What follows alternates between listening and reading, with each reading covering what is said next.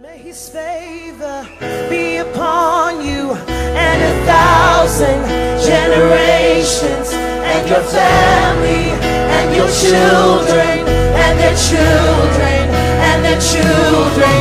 May his presence go before you